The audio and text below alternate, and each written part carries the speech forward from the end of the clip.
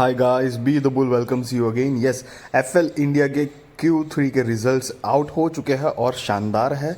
सारी बात करेंगे। उससे पहले अगर मेरी चैनल पे नए हैं तो सब्सक्राइब कर दीजिए और बेल का बटन हिट करिए ताकि मेरी वीडियोस की रेगुलर नोटिफिकेशन आपको मिलती रहे और आपकी स्टॉक मार्केट की जर्नी और भी ज़्यादा कॉन्फिडेंट और सक्सेसफुल हो पाए। तो एफएल इंडिया का मार्केट कैपिटल जो है वो 14,315 करोड़ का है। फेस वैल्यू 2 की है। करंट प्राइस 1074 का है। 52 वीक हाई जो है वो 1,385 का है और जो 52 वीक लो बनाया है वो 871 का है। Q3 रिजल्ट जो है वो वाकई में बढ़िया है। अभी दिसंबर क्वार्टर्स का जो आया है, क्योंकि उसमें कंपनी ने क्वार्टर ऑन क्वार्टर भी अपने लास्ट नेट प्रॉफिट को बीट किया है और ईयर ऑन ईयर बेसिस पे भी अगर बात करें तो कंपनी ने अपने क्वार्टर ऑन क्वार्टर रिजल्ट्स को बीट किया हुआ है। यहाँ पर अगर हम प्रमोटर्स की होल्डिंग भी देखेंगे तो वो भी 59.89% है। एफआईआई की बात करें तो 12.66% है और डीआईआई 10.56% है। पब्लिक 16.83% है। तो शेयर होल्डिंग पैटर्न भी अगर हम देखेंगे तो काफ़ी डिसेंट नज़र आ रही है। मिड कैप कंपनी के हिसाब से एफआईआईज और डीआईआईज के भी स्टेक देखेंगे तो काफ़ी हेल्दी स्टेक्स है उनकी। और इनफैक्ट पिछले 2-3 क्वार्टर से तो लगातार डीआईआईज जो है वो कंटिन्यूस बाइंग कर रहे हैं। मार्च 2022 में 6.37 की स्टेक थी जो कि बढ़कर 10.56 हो गई है। कंपनी के रिजर्व्स भी 5 साल पहले की बात करें तो जस्ट 5 करोड़ के आसपास थे, जो अभी 2022 के हिसाब से 817 करोड़ की रिजर्व्स एंड सरप्लस है कंपनी के पास। गाइस, आप सोच सकते हैं कि मतलब किस रफ्तार से कंपनी ने अपना बिजनेस ग्रो किया है। और कंपनी ने ऐसा नहीं है कि सिर्फ बिजनेस ग्रो किया है, इन्वेस्टर्स को उतने पैसे बना के भी दिए हैं। टोटल असेट की भी बात करें तो 5 साल पहले सिर्फ 58 करोड़ थी, जो अभी 2022 में बढ़कर हो चुकी है 1017 करोड़ की।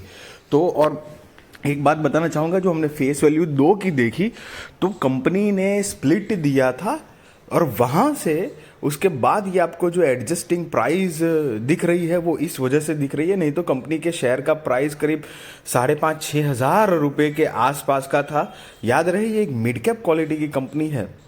लॉन्ग टर्म और शॉर्ट टर्म बोरिंग देखेंगे तो दोनों पैमाने में 5 साल पहले भी ज़ीरो ही थी और अभी भी लॉन्ग टर्म और शॉर्ट टर्म बोरिंग ज़ीरो ही है। तो मतलब company completely debt free company है। अगर इंटरेस्ट दे भी रही है तो वो लीज लायबिलिटीज़ और अदर कुछ लायबिलिटीज़ होगी जिसकी वजह से हो रहा होगा। जो बोरिंग कर्जा जो है वो कर्जा कंपनी के ऊपर बिल्कुल नहीं है।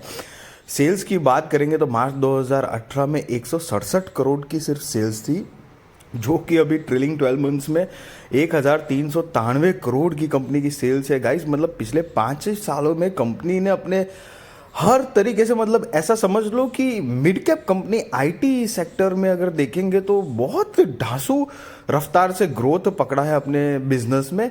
नेट प्रॉफिट भी 28 करोड़ का था, जो बढ़कर हो चुका है 252 करोड़ रुपीस का अभी ट्रेलिंग 12 मंथ्स का। और गाइस, थोड़ा गौर से बढ़िया से देखिए, ईयर ऑन ईयर बेसिस पे सिर्फ नेट प्रॉफिट में बढ़ोतरी ही है। अभी तक पिछले 6 साल में एक बार भी ऐसा नहीं हुआ है कि कंपनी ने अपना नेट प्रॉफिट जंप नहीं किया है। एंड नॉट ओनली जंप कि बढ़ाया नहीं है, एक अच्छे खासे मार्जिन से कंपनी अपना नेट प्रॉफिट ग्रो कर रही है। एक होता है ना, जैसे थोड़ा सा ही बढ़ रहा है लेकिन एक 5-10 करोड़ की ही जंप होती है। It is not like that guys. और आप देख सकते हैं कि 2019 से अभी तक कंपनी ने 539% का रिटर्न ऑलरेडी दे चुकी है। इनफैक्ट ये अपने ऑल टाइम हाई से करीब 20-25% करेक्टेड है, उसके बाद ये रिटर्न्स देखने को मिल रहे हैं।